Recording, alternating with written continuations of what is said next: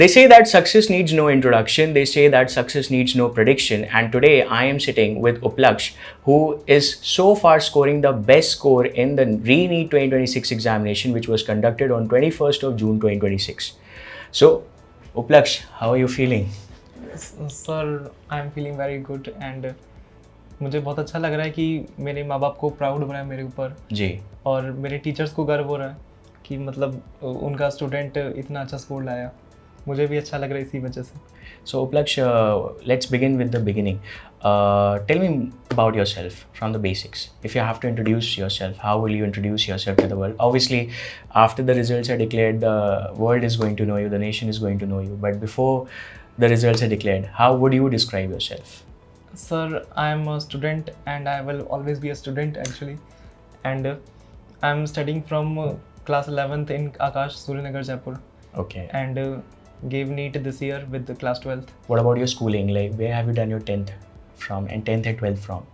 I have done my 10th and 12th from the Cambridge School, Jaipur, in Mahesh Nagar. So, Uplaksh, tell me, how did you find your inspiration in getting into the field of medicine, or how did you get inspired to be a doctor? Sir मेरे परिवार में कोई doctor नहीं है जी. और एक तो ये मोटिवेशन था और दूसरा ये कि मेरे पापा पहले डॉक्टर बनना चाहते थे तो उनको लगता कि उनका बेटा अगर डॉक्टर बन जाए तो कितना अच्छा हो. और ज़्यादातर मुझे ऐसा लग रहा था कि 10th से 11th जब मैं आ रहा था तब मेरा मैथ्स में इंटरेस्ट कम होने लग गया था और बायोलॉजी में इंटरेस्ट बढ़ने लग गया था. और मुझे लगने लगा कि जहाँ तक मेरी पर्सनैलिटी है कि मुझे पढ़ना थोड़ा पसंद है और डॉक्टर्स का भी ऐसा ही है कि बहुत उनका पढ़ना ऐसा होता है कि बहुत लंबे समय तक उन्हें पढ़ना पड़ता है. तो मुझे अच्छा लगा कि चलो डॉक्टर बनता है. Okay. Tell me about your family background, everything. What does your mom do? What does your father do? About your parents, about your siblings? Sir मेरी फैमिली में मेरे पापा हैं, मेरी मम्मी है, मेरी दीदी हैं और मैं हूँ. तो मेरे पापा तो बिजनेस में हैं, मेरी मम्मी हाउसवाइफ है और मेरी दीदी फिजियोथेरेपिस्ट है. Okay. और अब मैं डॉक्टर बनने वाला हूँ. That's great. अच्छा, कोई ऐसा ड्रीम कॉलेज जो आपने एम किया हो अभी? Sir AIIMS Delhi. AIIMS Delhi. ये सबका ड्रीम कॉलेज है. Obviously. Apart from AIIMS Delhi, any other 5 colleges which you have in your list? Sir second number पे मैं एम्स जोधपुर को रखता क्योंकि एक तो एम्स का टैग है. एम्स जोधपुर एक्चुअली इंफ्रास्ट्रक्चर में बहुत अच्छा है और मेरे स्टेट का कॉलेज है. और उसके बाद मैं रखता MAMC दिल्ली को और उसके बाद मैं SMS जयपुर को रखता क्योंकि वो मेरे सिटी का ही है. Okay, great. तो पहले तो मुझे उपलक्ष्य ये बताओ कि जब नीट 2026 कैंसिल हुआ था, यहीं से स्टार्ट करते हैं, आपका रिएक्शन क्या था? सर मैं तो शॉक हो गया था कि मतलब जो जिसके लिए हमने इतने महीने इतने सालों तक पढ़ाई की है अब वो एग्ज़ाम ही कैंसिल हो गया. और फिर खबर आती है कि 1-1.5 महीने बाद आपका फिर से एग्ज़ाम है. तो फिर आपको वही सब चीज़ें वापस करनी है जो आपने अभी तक इतने साल तक इतने लास्ट के मंथ्स में जो रोज़ फुल सिलेबस पढ़ाई करी है वही सब फिर से करना है. सो अगर मैं बिगिनर्स के लिए बताऊं, जैसे जो लोग अभी 11th क्लास में आए होंगे या 12th क्लास में आए होंगे, अगर उनके लिए आपको कुछ सजेशंस या टिप्स देने हो, या आपने जब 11th या 12th स्टैंडर्ड में आपने जब एंट्री ली थी, so how did you actually start laying your foundation for the preparation of NEET examination from then? क्या बेसिक टिप्स थे जो आप देना चाहोगे, जो आपने अपनी हैबिट्स में इनकलकेट किया था उस टाइम पे? 11th क्लास के बच्चों को सबसे पहले तो आज जो पढ़ा है वो आज ही पढ़ लेना चाहिए और जो कल पढ़ाया था वो भी पढ़ लेना चाहिए. इससे आपका रिवीजन स्ट्रॉन्ग हो जाता है और उसके बाद आप क्वेश्चन सॉल्व कर सकते हैं. और अपने का कोचिंग का मटेरियल आप सॉल्व कीजिए. उसको सॉल्व करने के बाद आपको कॉन्फिडेंस आएगा, आपको उसमें डाउट्स भी आएंगे. अगले दिन अपने टीचर से वो डाउट्स क्लियर कीजिए. इसी तरह आप उन डाउट्स को बुकमार्क कर सकते हैं. लास्ट में वो रिवीजन में हेल्प करते हैं. टेस्ट देते रहिए, टेस्ट मिस मत करिए. टेस्ट को एनालाइज कर सकते हैं. आप जो भी अपने टेस्ट में गलतियां करते हैं आप उनको अपने टीचर से पूछिए, अपने नोट्स से वेरीफाई कीजिए, चेक करते रहिए कि आप अपने स्कोर्स को एनालाइज करते रहिए और इसी तरह आपकी जर्नी स्मूथ हो जाएगी. ग्रेट उपलक्ष्य.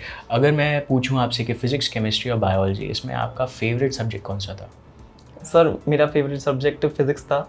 ओके. क्योंकि क्या है उसमें मुझे कैलकुलेशन करनी पड़ती है और रटना कुछ नहीं होता, सब समझ के चलते हैं. जी. एंड अगर मैं आपसे पूछूं कि इसमें से अगर तीनों में से एक ऑप्शन दिया जाए कि ये सब्जेक्ट को अगर ड्रॉप कर दूं नीट एग्जामिनेशन में, वो कौन सा सब्जेक्ट होगा? Sir physics. अच्छा, फिजिक्स ही ड्रॉप करना पसंद होते चाहोगे? हुए भी मैं फिजिक्स को ड्रॉप करना चाहूँगा क्योंकि आगे अपने एमबीबीएस में केवल एक ही सब्जेक्ट ऐसा है जो काम नहीं आता, फिजिक्स, हम्म। बायोलॉजी और केमिस्ट्री काम आती है। ओके तो जैसे physics most of the NEET aspirants को फिज़िक्स बहुत ही चैलेंजिंग सब्जेक्ट लगता है, बहुत ही डिफ़िकल्ट सब्जेक्ट लगता है, शायद उसके नाइटमेयर्स भी आते हैं। आप कुछ ऐसे हैबिट्स या टिप्स जो आपने अपनी डे टू डे लाइफ में फ़िज़िक्स के प्रिपरेशन के लिए इनकलकेट की थी, या जो आप आगे आने वाले नीट एस्पिरेंट्स को, नीट 2027 के एस्पिरेंट्स को देना चाहोगे? सर फिज़िक्स में तो आपको अपने टीचर पे भरोसा रखना है कि वो आपको ग्रेट कंटेंट दे रहे हैं। आप उनके नोट्स को पढ़िए, आप क्वेश्चंस लगाइए, ज़्यादा से ज़्यादा क्वेश्चंस लगाएंगे तो आपका सिलेक्शन ज़्यादा से ज़्यादा पास होता जाएगा। आप जितने ज़्यादा क्वेश्चन लगाते हैं आपका हैबिट बिल्ड हो जाता है कि आप नीट भी ऐसे ही करेंगे इन्हीं क्वेश्चंस के थ्रू। और अपने टेस्ट को एनालाइज करते रहिए, आपके जो मिस्टेक्स हो रही हैं उसको रेक्टिफाई कीजिए। उसके बाद आप फिज़िक्स में कमांड आ जाएगी। अगर आपको फिज़िक्स से डर लगता है तो आप अपने टीचर से कंसल्ट कीजिए, आपके टीचर्स आपका हर समय बात देंगे। कोई ऐसी स्ट्रैटेजी जो आपने केमिस्ट्री के लिए अडॉप्ट की थी during your preparation for physical, inorganic and organic? अगर स्पेसिफिकली एक एक सेगमेंट के लिए आपको कुछ एडवाइस या टिप्स देनी हो तो what would it be? Sir physical chemistry में तो आपको कैलकुलेशन स्ट्रॉन्ग रखनी है और सबसे पहले एक्यूरेसी पे ध्यान देना है। जब आपकी एक्यूरेटली कैलकुलेशन सही होने लग जाएँ तब आप स्पीड पे फोकस कर सकते हैं कि अब आप जल्द से जल्द कम से कम टाइम में आप उन कैलकुलेशंस को कीजिए, फार्मूला शीट्स बनाइए और उन फार्मूला शीट्स को रिवाइज करेंगे तो आपको लगेगा कि मार्क्स बढ़ रहे हैं फिजिकल केमिस्ट्री में। इनऑर्गेनिक केमिस्ट्री में आपको एनसीईआरटी अच्छे से रिवाइज करनी है। इनऑर्गेनिक केमिस्ट्री की एनसीईआरटी की कोई भी लाइन आपके नीट में आ सकती है, तो उसके लिए आकाश ने बहुत सारे मटेरियल्स भी दिए हैं, नो एनसीईआरटी और एनसीईआरटी में अच्छी चीज़ें दी हैं, आप इनका यूज़ कीजिए। और जैसे आपके टेस्ट में कोई क्वेश्चन गलत होता है तो आप बुक मार्क करके एनालाइज करेंगे। फिर बात करते हैं ऑर्गेनिक की, तो ऑर्गेनिक केमिस्ट्री में आपके नोट्स आपको अच्छी तरह याद होने चाहिए और एनसीईआरटी पढ़िए। एनसीईआरटी एक बार पढ़ के उसमें जो कुछ भी एक्स्ट्रा लगे आप अपने नोट्स में ऐड ऑन कर लीजिए। उसके बाद आपको एनसीईआरटी पढ़ने की ज़रूरत नहीं पड़ेगी, आप अपने नोट्स से ही रिविज़न करिए और उसके बाद आप कोई भी मटेरियल सॉल्व कर सकते हैं और टेस्ट तो देंगी। तो उपलक्ष ने basically Aakash institute Suryanagar branch from the Jaipur city से अपनी प्रिपरेशन की थी from class 11th and 12th for the NEET examination. Upalaksh, school के साथ साथ कोचिंग, दोनों की रिस्पॉन्सिबिलिटीज़, दोनों को एक साथ फॉलो अप करना कितना मुश्किल होता है? How did you manage that? Sir school और नीट दोनों का ही सिलेबस एनसीईआरटी है, तो फिज़िक्स केमिस्ट्री बायोलॉजी में आप सिर्फ नीट की तैयारी कीजिए, आप स्कूल पे इतना ज़्यादा फोकस करने की ज़रूरत नहीं है। हाँ, जैसे स्कूल एग्ज़ाम्स आपके आसपास आ रहे हैं तो आप जैसे कि फ़िज़िक्स में डेरिवेशंस पे फोकस कर सकते हैं और केमिस्ट्री और बायोलॉजी में वर्ड ई क्वेश्चंस के आंसर्स थोड़ा याद कर सकते हैं। आप ये सब मान के चलिए कि आप अगर नीट की तैयारी करें तो स्कूल की तैयारी 90% तो आपने कर ही ली है, 10% आपको बस ये छोटी छोटी चीज़ें करनी है। कोई ऐसी चीज़ तो नहीं है कि अगर आप स्कूल की बोर्ड्स की प्रिपरेशन कर रहे हो तो आप नीट की प्रिपरेशन स्किप कर दो, या नीट की प्रिपरेशन पे ज़्यादा फोकस्ड हो तो बोर्ड की प्रिपरेशन में शायद नंबर कम आ जाए या मार्क्स कम आ जाए? काफ़ी लोगों को ये कन्फ्यूजन होता है, तो इस पर आपका क्या कहना है? ये कन्फ्यूजन निराधार है मेरे हिसाब से, क्योंकि इनका दोनों का सिलेबस बहुत सिमिलर है। मतलब नीट सिर्फ ऑब्जेक्टिव एग्जाम है और बोर्ड सिर्फ सब्जेक्टिव एग्जाम है, इतना ही फ़र्क है, सिलेबस पूरा सेम है। Okay Upalaksh, I am very curious to know कि आपका डेली रूटीन क्या होता था? मतलब ये तो आई थिंक सबसे रिसर्च क्वेश्चन होगा after the results are declared, तो मैं जानना चाहूँगा कि आपका डेली रूटीन स्टडीज़ के मामले में, स्कूल से आने के बाद, what was your daily routine? Sir जैसे मैंने आज कोचिंग में शाम को क्लास ली, उसके बाद मैं घर गया, घर जाके जो मैंने आज पढ़ा है वो आज ही पढ़ लिया। उसके बाद अगले दिन मैंने उसके क्वेश्चंस लगा लिए और फिर वही सब की रिवीजन की, डेली का, मंथली का, वो सब ऐसे रिवीजन चलता है। तो जैसे जो भी चीज़ें आप उस दिन पर्टिकुलरली कोचिंग में पढ़ते थे, आप वो चीज़ें जाके घर पे रिवाइज़ कर लेते थे और अगले दिन उन्हीं पे सेट ऑफ क्वेश्चंस परफॉर्म करते थे, कैलकुलेट करते थे, सॉल्व करते थे। ओके जैसे बायोलॉजी माना जाता है बहुत ही लेंदी सेगमेंट होता है एंड ऑब्वियसली मेजॉरिटी होती है, 90 क्वेश्चंस होते हैं, 50% ऑफ द वेटेज उस पर डिपेंड करता है, 360 मार्क्स। बायोलॉजी के लिए अगर आपको 3-4 टिप्स देने हो, या आपने जो अपने प्रिपरेशन में जो स्ट्रैटेजीज अडॉप्ट की थी, क्या होंगे वो? सर बायोलॉजी में आपको पहले तो सारी एनसीईआरटी कवर करनी है। एनसीईआरटी की ऐसी कोई लाइन होनी नहीं चाहिए कि आपको एग्ज़ाम में याद ही ना आए, इसलिए आप बहुत सारा कंटेंट भले ही ना पढ़िए, लेकिन एनसीईआरटी को ऐसे पढ़िए कि आपकी कोई ऐसी लाइन एग्ज़ाम में ना आ जाए कि आप उसको देख के अनदेखी ना लगे, वो आपको देखी देखी लगे। पेपर में सबसे ज़्यादा स्पीड का मैटर जो होता है कि हमें एक्यूरेटली तो करने क्वेश्चन, लेकिन बायोलॉजी में स्पीड बनाएं ताकि हम फिजिक्स और केमिस्ट्री के लिए टाइम बचा पाएँ। तो बायोलॉजी में स्पीड बनाने के लिए आपको एनसीईआरटी ज़्यादा से ज़्यादा पढ़नी पड़ती है कि आप एनसीईआरटी को ज़्यादा पढ़ोगे तो आपको वो लाइन ऐसा लगेगा कि मैंने अभी कुछ दिन पहले ही तो देखी थी। अब लक्ष्य ये बताओ कि during your study sessions like कितने घंटों का आपका स्टडी सेशन होता था स्कूल से आने के बाद या कोचिंग से आने के बाद, कितने घंटों के लिए आप बैठते थे? क्या मतलब स्टडी रूटीन मोस्टली आपको रात को ही समय मिलता होगा पढ़ने के लिए, तो क्या रूटीन होता था, कितने घंटों के लिए आप बैठते थे बुक्स के साथ? मैं लगभग 10 से 12 घंटे की पढ़ाई करता था, लेकिन मतलब फेर-बदल भी चलता रहता था कि कभी-कभार मेरा मूड हुआ तो मैंने और ज़्यादा स्ट्रेच कर लिया अपने आप को, और कभी ऐसा लगा कि आज इतना नहीं हो सकता है तो रहने दिया, तो कम कर लिया। Okay, great. And how have your parents been supportive during your preparation phase? मेरे पेरेंट्स तो बहुत ज़्यादा सपोर्टिव थे, मतलब मुझे तो बहुत ऐसा लगता है कि मेरे रिज़ल्ट का बहुत सारा श्रेय तो मेरे पेरेंट्स को ही जाता है, क्योंकि जब भी मुझे प्रॉब्लम आती थी कि मेरे टेस्ट में मार्क्स कम आ गए, तो मैं तो बहुत डिमोटिवेट हो जाता था। लेकिन मेरी मदर हैं, वो मेरा हमेशा साथ देती थी कि तू पढ़ तो सही, तू इस बार कम मार्क्स लाए, अगले टेस्ट में से अच्छे लाएगा, तू पढ़ बस, अभी तो तू मार्क्स की चिंता मत कर, अभी तू पढ़ बस। आकाश के टीचर्स आपके लिए कितने हेल्पफुल रहे हैं, कैसे सपोर्ट किया है, talking about all the subjects, कैसे सपोर्ट किया उन्होंने आपको? सर, आकाश के टीचर्स ने तो मतलब मेरा एकेडमिक हो या नॉन एकेडमिक हो, हर तरह से सपोर्ट किया है। मतलब जब भी मुझे कोई परेशानी आती थी कि मतलब उनके सब्जेक्ट से रिलेटेड आती थी, तो वो तो रिज़ॉल्व करते ही थे।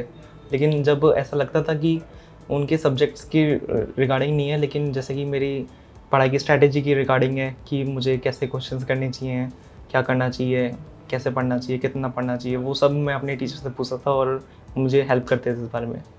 ग्रेट।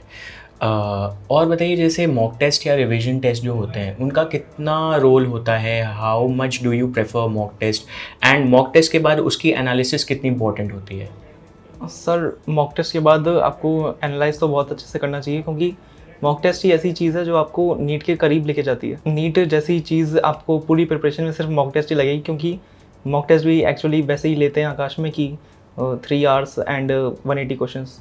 तो आपको एक ऐसा लगेगा कि आप जैसे नीट ही दे रहे हो, और उन क्वेश्चंस को आप अगर सीखते जाओ और मिस्टेक कॉपी में नोट डाउन करते जाओ, तो उनका मिस्टेक कॉपी का फाइनल टाइम पे रिवीजन कर ली जाए, तो आपके नीट के मैक्सिमम क्वेश्चंस तो ऑलरेडी कवर हो ही जाते हैं, और जब आप नीट दोगे आपको ऐसा लगेगा कि आपने जो रिवाइज किया था वही सब चीज़ें वापस रिपीट हो रही हैं और नीट में आ रही हैं। सो एक प्रॉपर डिसिप्लिन इन्वायरमेंट में मॉक टेस्ट कंडक्ट करना, जस्ट लाइक नीट यूजी का एग्जामिनेशन जिस इकोसिस्टम में कंडक्ट होता है वैसे ही 3 आवर्स देना, प्रॉपर्ली उसको सॉल्व करना या परफॉर्म करना, just like you are appearing for the NEET UG examination is very important.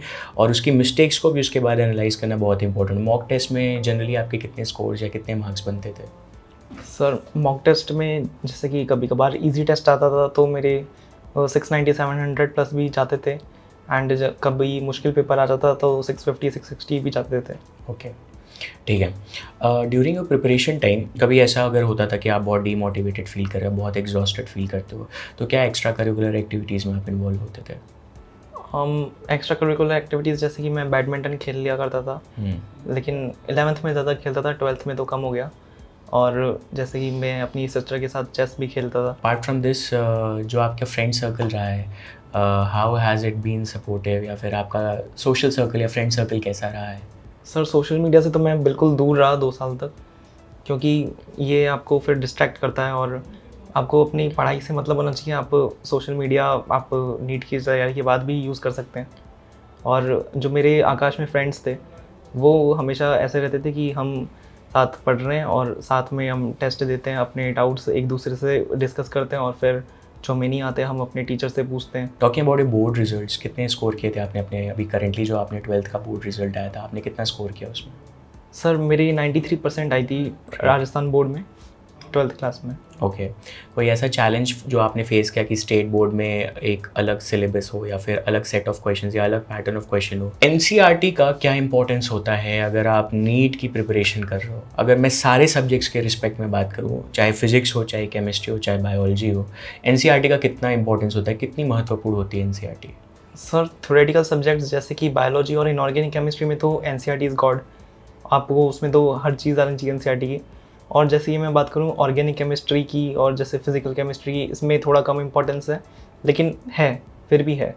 और फिज़िक्स में और भी कम इम्पोर्टेंस होता है एनसीईआरटी का, लेकिन आपको एक बार कॉन्फिडेंस के लिए बस कि सारी सब्जेक्ट्स में एनसीईआरटी पढ़ लेनी चाहिए और उसमें इंपॉर्टेंट चीज़ें आप हाईलाइट कर सकते हो, नोट्स में ऐड कर सकते हो। तो एक बार एनसीईआरटी आप कर लो तो फिर इन लेस इंपॉर्टेंट सब्जेक्ट्स में आप अपने नोट्स में ही ऐड करके आप उनको रिवाइज कर सकते हो। अगर मैं टाइम मैनेजमेंट की बात करूं, जैसे आपने जब एग्ज़ाम दिया था, एग्ज़ाम से पहले वाली क्या फीलिंग थी? मतलब were you nervous? Obviously nervous रहे होंगे।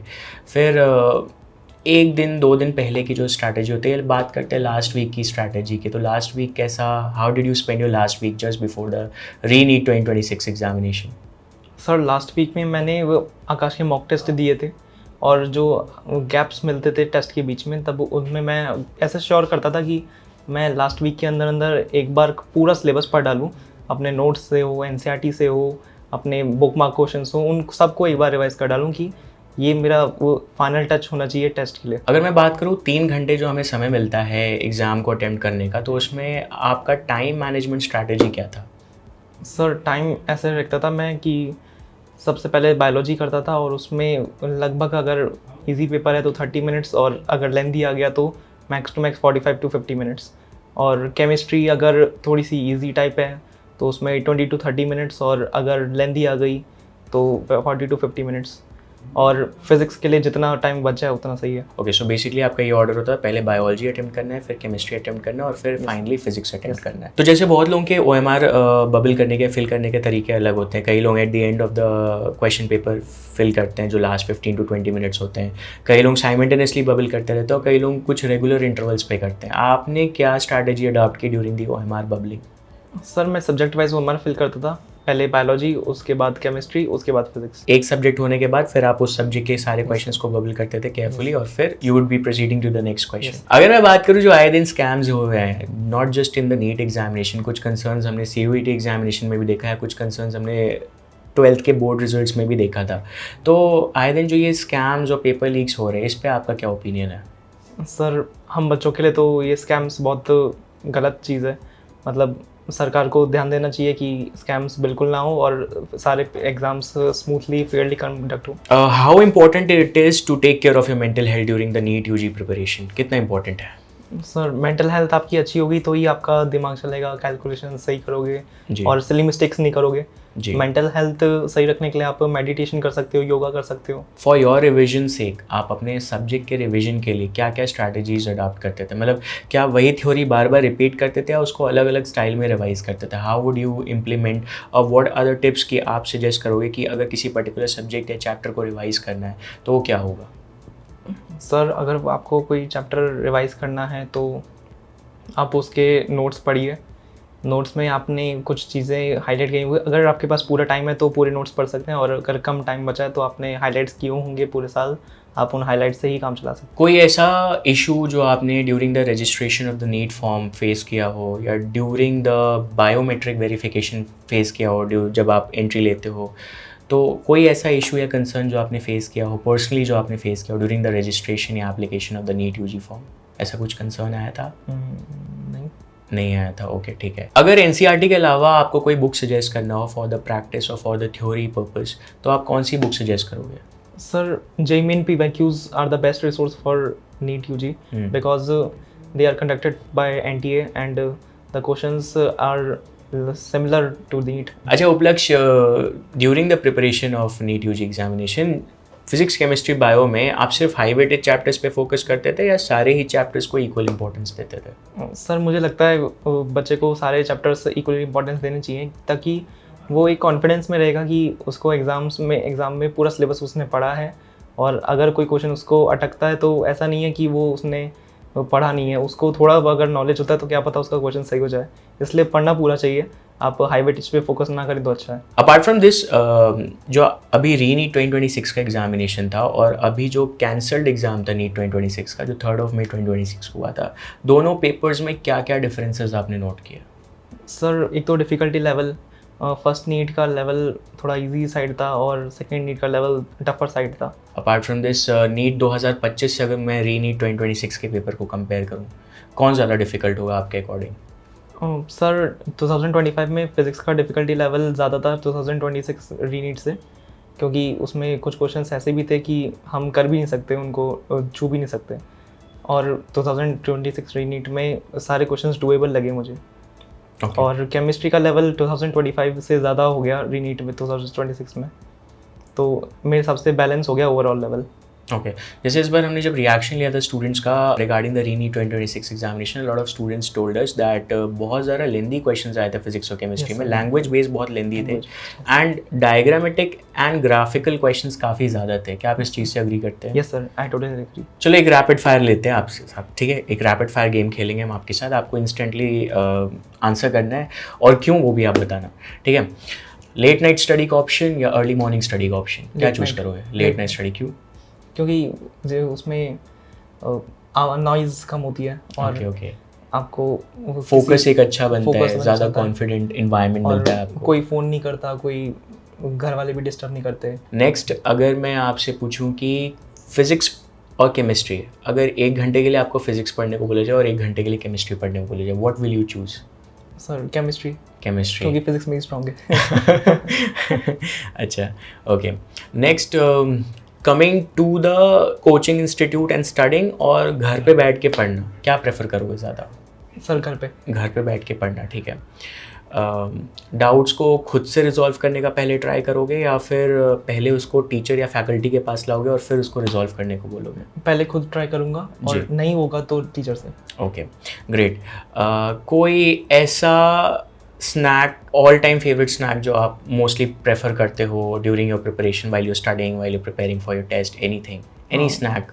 नमकीन। नमकीन, ठीक है ठीक है। That's it for the rapid fire round. Okay apart from this अगर मैं आपसे पूछूं कि what are your goals when you get into a medical college, what are you planning, और एक मेडिकल कॉलेज चूज़ करने में आप क्या क्या फैक्टर्स कंसिडर करोगे? जैसे मान लो आपको एक लिस्ट ऑफ मेडिकल कॉलेजेस दिए, जैसे obviously your dream colleges AIIMS Delhi, but apart from this अगर मैं आपको रैंडमली 3 मेडिकल कॉलेजेस दे दूँ A, B and C and you have to decide कि which one is the best one, what are the factors that you will consider? Sir first तो मेरी city या मेरे state में हो, ओके तो distance कम feasibility, होगा। Distance feasibility, Yes. Okay fine. और दूसरा कि अगर उसमें एम्स का टैग हो तो ज़्यादा अच्छा है। ओके और तीसरा कि वहाँ पे वो मतलब टॉक्सिसिटी ना हो, ओके वो माहौल अच्छा हो। जी। क्या लगता है एक डॉक्टर को, एक अच्छे डॉक्टर, एक गुड डॉक्टर को शेप करने में क्या क्या फैक्टर्स एक इम्पॉर्टेंट रोल प्ले करता है? Not just a good doctor, even a good student की अगर मैं बात करूँ तो what is more important, the only the theoretical approach or the application based understanding approach? Sir application based. Understanding approach, ठीक है, very good. And what do you think, or where do you see yourself after 5.5 years? Obviously I see myself as a good doctor. Okay, great. If not doctor, if not a field of medicine, what would you have chosen? What would be your plan B? No sir, there was not a plan B. Okay अच्छा उपलक्ष्य, ये बताइए कि अगर आप MBBS नहीं choose करते by chance, अगर आप PCB स्टूडेंट हो क्लास 12 के बाद, एंड अगर आप MBBS नहीं चूज़ करते, so what would you have chosen? Sir biotechnology, biotechnology, क्योंकि इसमें मेरा इंटरेस्ट भी है थोड़ा सा। Okay. People who have scored low this year in the NEET 2026 examination, suppose if they're scoring around 500, would you advise them for a drop next year? Yes sir, 500 scoring this year, उसमें drop लेना सही लगता है मुझे, क्योंकि उन्होंने already अच्छा score किया है। 500 is not a bad score, और अगले साल उनका अगर भगवान ने चाहा तो बिल्कुल सिलेक्शन हो जाएगा। ग्रेट। कई लोग इस ड्रॉप वाले ट्रैप में फंसे जाते हैं और वो कम से कम 4 से 5 साल इसमें निकाल देते हैं, आपका क्या सजेशन है ऐसे लोगों के लिए? सर ये तो बिल्कुल गलत है, क्योंकि आप अपनी उम्र के साथ कॉम्प्रोमाइज़ नहीं कर सकते, वो बढ़ती जाएगी। और मतलब आप अपने माँ बाप को कब तक इंतज़ार कराओगे? आप पैरामेडिकल कोर्सेज ले सकते हैं, मतलब इतने बुरे नहीं होते वो, उनमें अच्छा स्कोप होता है। जी, paramedical, pharmacy, biotechnology, there are many other options for even PCB students, Yes. if not MBBS. So this was Uplaksh with us in conversation, telling us about the preparation, the entire journey from class 11th and 12th and till date, regarding his success story that is soon to be written officially. So thank you Uplaksh for being with us, and thank you for joining in the conversation. Thank you so much.